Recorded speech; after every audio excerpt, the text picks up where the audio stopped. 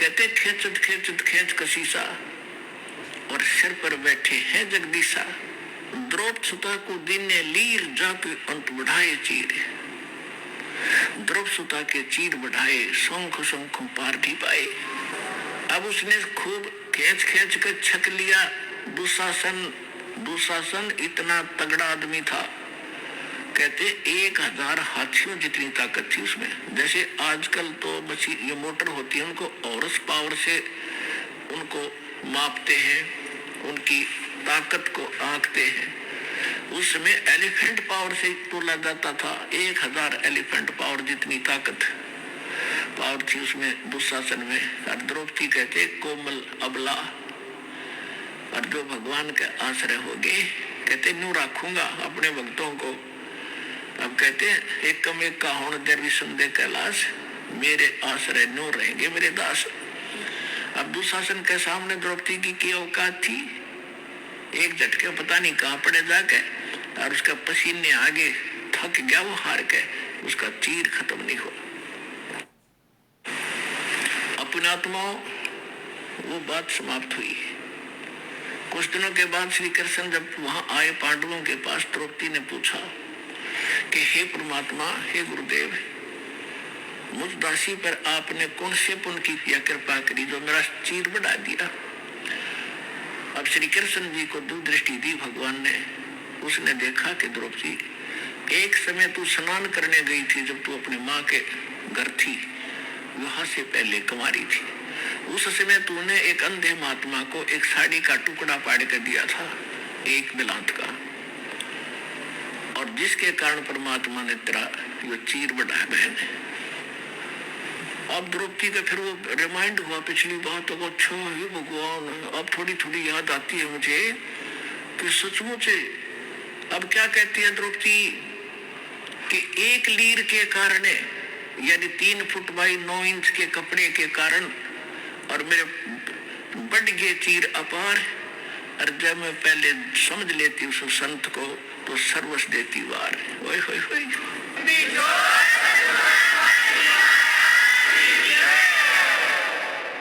जैसे गीता जी में कहा है कि कुपात्र को दिया दान कभी सफल नहीं होता, और सुपात्र को दिया हुआ दान असंख्य गुना होकर मिलता है। गुरु बिन माला फेरते, गुरु बिन देते दान, गुरु बिन दोनों निष्फल है, चाहे पूछो वेद पुराण। अपने आत्मा ये अध्यात्म मार्ग है, अध्यात्म ज्ञान है। आप यहाँ विचलित हो जाते हो कि एक तरफ तो द्रौपदी को गुरु नहीं बना रखा था, उसने दान भी कर दिया, और यहाँ गुरु जी कह रहे हैं कि गुरु बिन माला फेरते, गुरु बिन देते दान, दोनों व्यर्थ हैं। अब देखो, ये भी कहा जाता है कि जैसे कर्म करेगा वैसा फल अवश्य मिलेगा। अब द्रौपदी ने दान किया, एक जरूरतमंद व्यक्ति को यानी सुपात्र को दान दिया, तो वो फल उसको मिला, लेकिन वो फल मिलकर भी निष्फल रहा, क्योंकि मोक्ष जो का तू रह गया। और यदि वो गुरु पूर्ण बना करके फिर ये ऐसे दान भी करती तो मोक्ष भी होता और ऐसी आपदा भी टलती। तो इस प्रकार द्रौपदी ने फिर कहा, हे गुरुदेव, वो ऐसे महापुरुष थे, यदि मेरे एक लीर के कारण और ये बुढ़ गए चीरों पार और इज्जत रही हुआ न्यारी, और जब मैं पहले जान लेती कि ऐसे महापुरुष है तो सर्वस देती वार, पता नहीं कितना दान कर देती, कितनी सेवा करती। तो भगवान आकर चले गए 120 वर्ष तक। जब हम इतने जानन जोगे होते तो चरणाम पड़ जाता पूरा विश्व, जिसमें परमात्मा दुल्हा रूप में यहाँ प्रगट थे। तो इस ज्ञान कराने के लिए ही सतगुरु की आवश्यकता पड़ती है कि वो जौहरी बता सकता है कि ये है लाल, इसको परख कर देख रखा है। तो ये दास वो सतगुरु रूपी जौहरी बना और कूड़े की टोकरी में पड़े इस लाल कबीर को परखा, और आज आपने बरज के देख लिया 100 का 100 खरा। तो कहते समझा है तो सिरदर पाऊं भोर नहीं रे ऐसा दो। तो कहते दान इतना अनिवार्य है भक्ति में जैसे मंत्र आपको दे दिए, ये तो बीज बो दिया, और बीज बोने के बाद खेत में जब सिंचाई नहीं करी, खाद नहीं डाला, तो किसान के खटेगा? नहीं। इस प्रकार नाम लेकर के आप दान की हिम्मत करके देखो, क्योंकि यहाँ तो खुली किताब है, पर आप दोगे भगवान के नाम, और भगवान फिर अपने बच्चों के लिए कहीं खर्च करे उसको, तो फिर उसका कई गुना फल मिलता है। और ये दान आपको इतना लाभ देगा, आप सोच भी नहीं सकते। पहले आप दान करते थे, पता नहीं कहीं दान भी कर देते थे, वो आपको मिलता अवश्य, मनमाने कुत्ता बन जाते। अच्छा दान किया हुआ व्यक्ति जो गुरु नहीं पूरा मिला, और कुत्ता बन के वो एक सेठ के यहाँ होता है, गाड़ी में चलता है, और अलग से कमरे में रहता है, एसी लगा हुआ है उसके लिए, और खाने के लिए समय पर, और जांच होती है डॉक्टरों से, वेटरनरी सर्जन से। उसका ड्राइवर आदमी होता है, और कुत्ता मालिक की सीट पर बैठकर चल रहा होता है।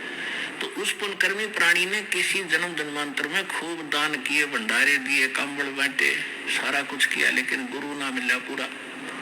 गुरु ना मिलने से उसको किया हुआ तो मिला, लेकिन कुत्ते की जोनी में मिला। यदि वो शास्त्र अनुकूल साधना और गुरु के अनुसार पूरे संत के माध्यम से ये सभी कुछ करता, तो मनुष्य जीवन मिलता, और न्यायकार कोटि सुविधा मिलती, और मनुष्य जीवन में फिर कभी ना कभी भगवान और सतगुरु मिल ही जाते। अब कुत्ते की योनि में उसने सारी सुविधा ले ली, फिर बन गया सुअर या गधा, बताओ उसने फिर क्या सुविधा मिलेगी? तो इसलिए बता है कि गुरु बिन माला फेरते, गुरु बिन देते दान, गुरु बिन दोनों निष्फल है, ये पूछो वेद पुराण। फिर ये भी सत्य कर दिया कि जो किया हुआ ऐसा तो मिलेगा ही मिलेगा, लेकिन उस मिलने का कोई औचित्य नहीं। वो मिलो चाहे ना मिलो, जब तक मोक्ष नहीं हुआ और आपका यहाँ से पीछा नहीं छूटा, तो वो दान भी व्यर्थ है। तो आज आपको वो सतगुरु और वो स्थान मिल गया। अब कहते समझा है तो सिर दर पाओ, भौर नहीं रे ऐसा था। ये संसार समझदा नहीं, कहंदा श्याम दोपहरे नू, गरीब दास ये वक्त जाते रोगे इस पैरे नू। जो यहाँ नहीं आएगा सतलोक आसन बरवाला जिला हिसार से उपदेश नहीं लेगा दास से, तो ऐसे पछताएंगे बाद में। जैसे कुत्ता, वो प्राणी मनुष्य जीवन को छोड़कर कुत्ते की योनि में जाकर रात ने ऊपर ने मुंह कर करो आग्रह का दिवस उसका याद आया करे, वो बातें एक बहुत बुरी बड़ी बाई। तो उस समय कुछ नहीं बनेगा, आप समय पर संभालो। परमात्मा समझाया करते थे, काशी करवत लेत है ये आन कटावे शीसे, बन बन भटका खात है यूं मिले नहीं जगदीश। यानी जो साधना आप कर रहे हो और सैक्रिफाइस भी कर रहे हो, हमारे धर्म गुरुओं ने ज्ञान था नहीं, रोजी रोटी के लिए ये संस्कृत पढ़ा करते, अच्छा धन कमाने के लिए शिक्षा ग्रहण करते थे ब्राह्मणों के लड़के, और ये पता लग जाता ये काशी विद्यापीठ से पढ़ कर आ रहा है, तो उस आसपास की जनता उससे के पीछे हो जाया करती थी, और उनका उद्देश्य केवल मनी मेक था। तो पहले काशी के अंदर विशेषकर जो ज्यादा पैसे वाले व्यक्ति धार्मिक हिंदू होते थे, ये ब्राह्मण लोग उन्हीं को ज्यादा कैच कराया करते। तो उनमें क्या था कि उन्होंने एक रूमर फैला दी कि भाई जो काशी में मरेगा वो तो जाएगा स्वर्ग में। और फिर एक उन्होंने बताया कि जो मगहर एक स्थान है उत्तर प्रदेश गोरखपुर के पास, उत्तर प्रदेश में गोरखपुर शहर के पास, अब उसका संत कबीर, जिला संत कबीर नाम रख दिया उस क्षेत्र का। तो वो मगहर एक स्थान है, आज भी है। वहां का राजा था बिजली खां पठान। वो परमात्मा का शिष्य हुआ था। कैसे हुआ था कि वहां अकाल गिर गया था मगहर क्षेत्र में, उसके राज्य में, और सारे जंतर मंतर करवा लिए थे, हाहाकार मच गई थी।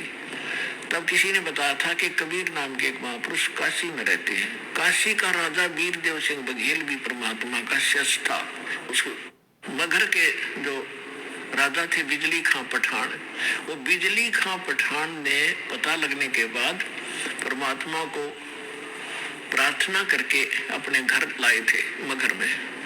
तो परमात्मा के आशीर्वाद मात्र से वहाँ इतनी गजब की वर्षा हो गई थी, सारा पानी पानी भर दिया था। लंबी कथा पहले फिर कभी सुनाएंगे। अब ये सिर्फ एक जो आज विशेष सत्संग का कुछ अन्य है, जिससे प्रभावित होकर के वो मगर के सभी हिंदू, और उसमें 50-50 हिंदू और मुसलमान है मगर नगर में। एक कस्बा सा है मगर, जैसे बरवाड़े थे भी छोटा, तो उसमें और छोटा गांव सा था, तो उसमें 50-50 हिंदू और मुसलमान है। सारे के सारे परमात्मा के शिष्य हो गए, क्योंकि सारे मरे थे, तड़फे थे, कति एक एक दिन गणे थे, घास फूस खाकर जीवन व्यतीत कर रहे थे। तो सब ने परमात्मा की दीक्षा ली। बिजली खां पठान ने भी मस्तक टेक दिया। और वहाँ कहते हैं मुसलमान, एक मुसलमान था, उसके संतान नहीं थी, 60 के ऊपर उम्र होगी थी दोनों की। तो परमात्मा से अर्ज करी थी, परमात्मा ने आशीर्वाद दे दिया था, बेटा यह भी समस्या तेरी हल हो जाएगी। 10वें महीने लड़का हो गया। उसका आज पूरा मोहल्ला बना हुआ है, पूरा सैकड़ों घर। उसका नाम रखा हुआ मगर में मोहल्ला कबीर करम। मोहल्ला कबीर करम, यानी करम माने कृपा, रहम। कबीर परमात्मा की रहमत का प्रसाद रूपी यो मोहल्ला, ये सारे उसके आशीर्वाद से हम आज विद्यमान है। हम गए थे वहां पर, हम वहां गए थे, अब 2-3 बार देख कर आए, संगत को भी लेकर गए, ताकि आने वाले समय में वो प्रत्यक्ष दृष्टा मेरे साथ गए थे भक्त, अपने भाई बहनों को विश्वास दिलाएंगे कि सचमुच ऐसा है, हम देख कर आए थे। तो वो बिजली खां पठान उनका शेष हो गया।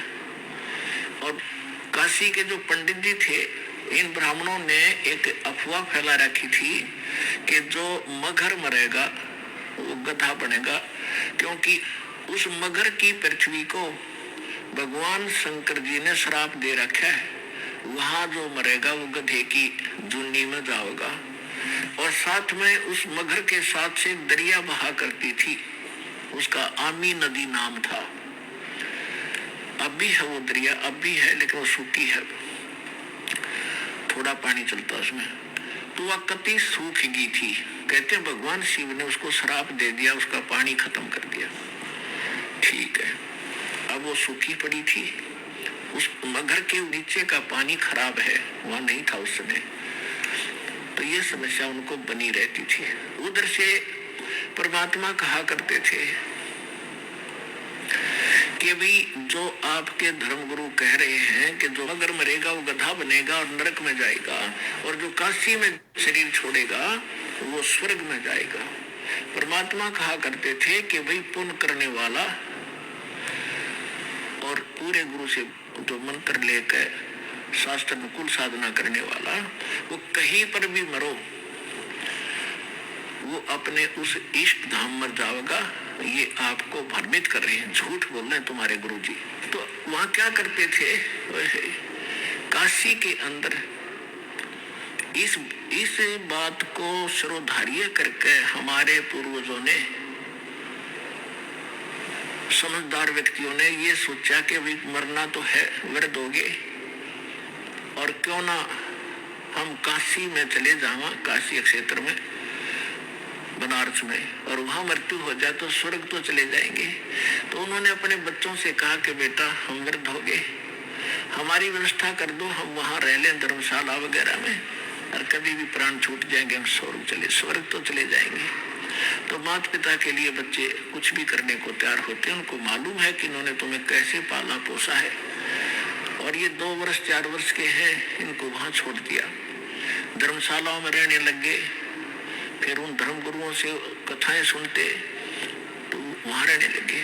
तो उन धर्म गुरुओं ने एक स्कीम बनाई कि भी अपने अपने क्षेत्र के व्यक्तियों को तुम अपने घर रख लो, इनको वहां क्या करेंगे, इनका जो वहां खर्चा होता वो खर्चा हम ले लेंगे, और ये हमारे यहाँ कथा भी सुनते रहेंगे। 2-4 आदमियों की रोटी बनती है, 2 ये भी खा लिया करेंगे। तो उन्होंने ऐसा उन बुजुर्गों के बच्चों से कहा कि भाई तुम इन अपने माता पिता को हमारे घर छोड़ दो। वो अपने अपने धर्म गुरुओं के पास छोड़ दिया, और जो दान दक्षिणा आप देना हमें देते रहना। तो उन्होंने तो खुश हो गए, भाई ठीक है, रोज कथा सुना करेंगे, गुरु जी के दर्शन करेंगे। तो उन्होंने उन धर्म गुरुओं ने यो सरदर्द मोल ले लिया। अब एक धर्म गुरु के उस मकान में 50-50 बुढ़े बुढ़िया बैठ गया आके लालच में। अब घर में बूढ़ा बुढ़िया को एक कर संभालना मुश्किल हो जाता है। मतलब ये बस की बात नहीं है। उस अतिथि में एक ही बुजुर्ग को संभालना कठिन होता है, और उन्होंने 10-10, 20-20 इकट्ठे कर दिए। अब उन्होंने फिर स्कीम बढ़ाई कि यार बहुत मुंडी बनी भाई, ये कितना थूके हैं, कितना मुत्ते हैं, कितना टट्टी कर दे हैं, बता कुकर संगवावा इनने। तो उन्होंने क्या स्कीम बनाई, मीटिंग करी गुप्त कि गंगा के किनारे, गंगा दरिया के किनारे एक आरा लगा दिया, करोत, जो लकड़ी काटने का होया करे, वो आदमी काटने के लिए। और वो उनको गुप्त रख दिया ऊपर, जैसे गुफा सी बना दी, और गुफा की आर्च बना दी। आर्च के अंदर से वो कुकरों ऐसे आवे और उन्हें काट कर उल्टा चला जावे। ऐसा उनका कंट्रोल हैंडल थोड़ा 100-150 फुट दूरी पर रस्से बांध कर बना दिया। और फिर उनको में एक रूमर फैला दी, अफवाह फैला दी कि भाई भगवान की तरफ से करौत आता है, और जिन्होंने जल्दी स्वर्ग जाना है उसकी फीस रख दी 50-100 रुपये, कि जो जल्दी गला कटावेगा 100 रुपये में दो, हम फिर दान पुण्य करेंगे इनके जाने के बाद, और ये स्वर्ग चले जाएंगे। तो माता पिता ने अपने बच्चों से कहा कि बेटा जल्दी काम बड़े है 100 रुपये में। तो माँ बाप बच्चा ने सोची भाई ठीक है, माता पिता की यही इच्छा है तो कोई बात नहीं।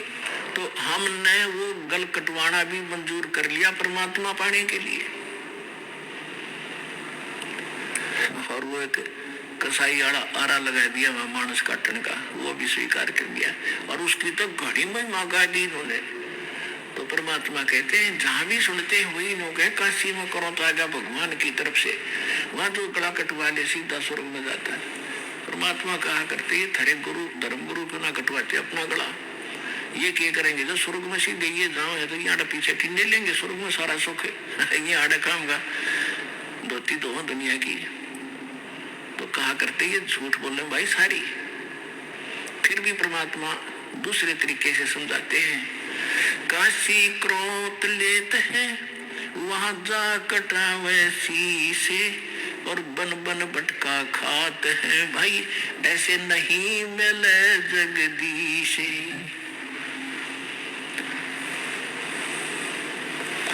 परमात्मा कहा करते हैं कि ये पंडित ब्राह्मण गुरु, यानी सभी ब्राह्मण नहीं, जो ब्राह्मण कर्म करते हैं, जो गुरु पद पर विराजमान है, उनके लिए कहा करते थे कि भाई ये आपके जो मंडलेश्वर हैं, गुरु जी हैं, ये सारे झूठे हैं, इनको ज्ञान नहीं है। और भाई अगर मगर मरने से यदि नरक में जाता है प्राणी, तो मैं मगर मरूंगा। अनाउंसमेंट करवा दी परमात्मा ने कि भी इस दिन मैं मगर मरूंगा, और उसके लिए प्रस्थान कर दिया। 120 वर्ष की आयु थी परमात्मा की उस समय, 120 वर्ष। और 120 वर्ष की आयु में 200 किलोमीटर पैदल चल कर गए। तो कहने का भाव ये है, हर एक बात से पता चलेगा वो क्या थे। तो जब उन्होंने ये पता लगा, बिजली खां पठान को पता लगा कि गुरुजी यहाँ आ रहे हैं और यहाँ अपना शरीर छोड़ेंगे, और उधर से वीरदेव सिंह बघेल काशी नरेश को पता चला कि गुरुजी वहां जा रहे हैं अपना अंतिम सफर करने के लिए इस शरीर का, यानी वहां शरीर छोड़ेंगे। तो वीरदेव सिंह बघेल ने काशी के नरेश, वो हिंदू था, और बिजली खां पठान जो है वो मुसलमान था। तो यहाँ के हिंदू जो विशेष थे कबीर साहब के, इंक्लूडिंग वीरदेव सिंह बघेल, इन्होंने स्कीम बना ली कि वहाँ मुसलमानों का अक्षेत्र है, और वो गुरुजी की बयान माटी करेंगे, जमीन में दबेंगे, और मुसलमान रीति से वो इनका अंतिम संस्कार करेंगे। ये हम नहीं देख सकेंगे। हम अपनी रीति से उसका संस्कार करेंगे और शव को यहाँ लाएंगे बनारस में। यदि सीधे हाथों बिजली खां नहीं मानेगा तो युद्ध करके लाएंगे। इस उद्देश्य से सेना साथ ले ली और वो से दर्शकों की तो कर्ण है ना कितने चाल पड़े। बिजली खां पठान को पता चला, सबकी व्यवस्था की, परमात्मा पहुंच गए। तो बिजली खां पठान ने कहा कि भगवान, यहाँ पर एक सबसे बड़ी समस्या हमारे लिए ये है कि यहाँ कोई जल नहीं है और आदमी गणे आगे, चारों तरफ से दर्शक भी आगे हैं। इनके नहाने और धोने की व्यवस्था नहीं हो पाएगी। बाहर से कुछ जल मंगा रखा है, केवल पीने पीने की व्यवस्था हम कर पाए हैं। परमात्मा ने कहा कि मैं पहले बहते जल में स्नान करूंगा और फिर मैं शरीर छोड़ूंगा। तो बिजली खां पठान ने बताया कि महाराज, यहाँ साथ में भगवान एक आमी नदी बह रही है, बहा करती थी, अब सूखी पड़ी है। भगवान शंकर ने इसको श्राप दे रखा है, इसमें जल एकदम खत्म हो गया, हम भी बड़े दुखी हैं। तो परमात्मा ने कहा कि चलो मैं चलता हूँ, दिखाओ मुझे कहाँ है। जिस स्थान पर परमात्मा ने शरीर छोड़ने का निर्णय किया था उससे 400, 200 फुट, 300, 400 फुट की दूरी पर वो दरिया खाली पड़ी थी। तो परमात्मा वहां चले, साथ में सब दर्शक, और कबीर साहब वहां देखकर किनारे पर खड़े हो गए। खड़ा होकर के ऐसे इशारा कर दिया जैसे ट्रैफिक का सिपाही ऐसे हाथ कर देता और सारी ट्रैफिक भाग लेती है। परमात्मा ने ऐसे इशारा किया था और काफी दूरी पर उस दरिया में एक ऐसा धमाका हुआ जैसे कोई पत्थर फटा हो, कोई बम फटा हो, और एकदम पानी का फुहारा निकला और पूरी दरिया भर के और बहने लगी।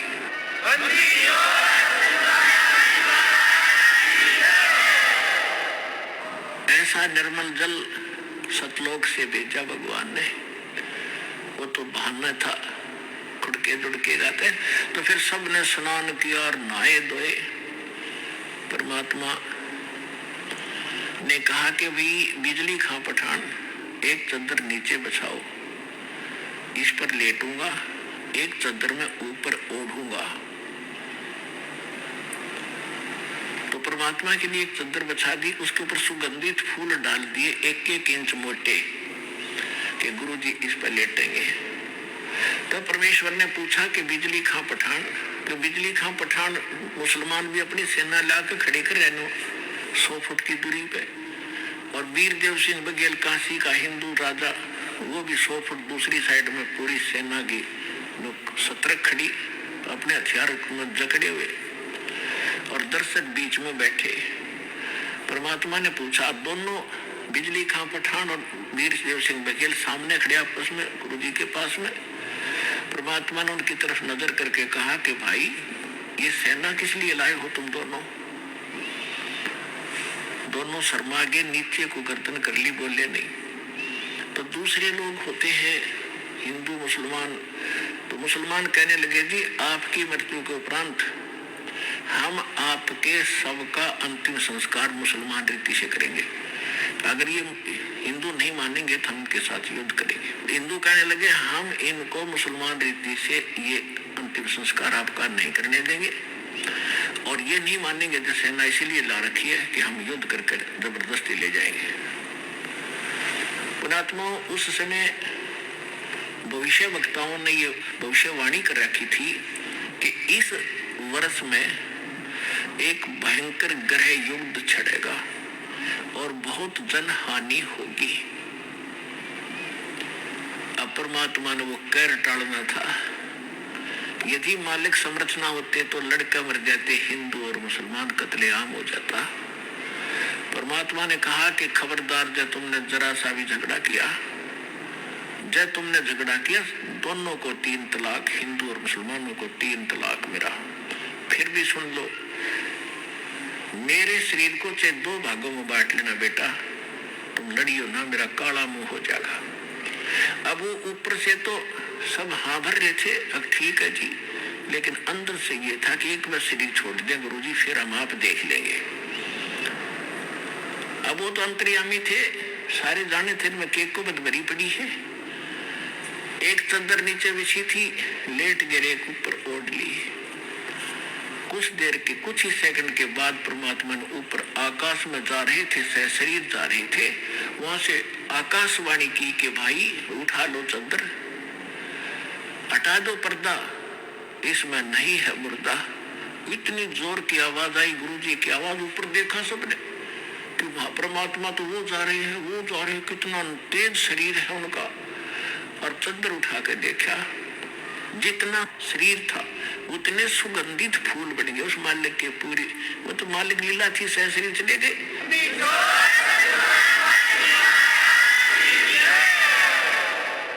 अपने आत्मा कहा तो वह कत्लेआम होना था, और कहा वो हिंदू और मुसलमान एक दूसरे से नो लिपट कर रो रहे हैं, जैसे किसी की माँ मर जा, पिता मर जा, इकट्ठे दोनों ऐसे रो रहे थे, बिलख बिलख के, और पछता रहे थे अपने उस अज्ञान सोच को, रो रहे थे कि हम पहचान नहीं सके तो खुद अल्लाह आए थे।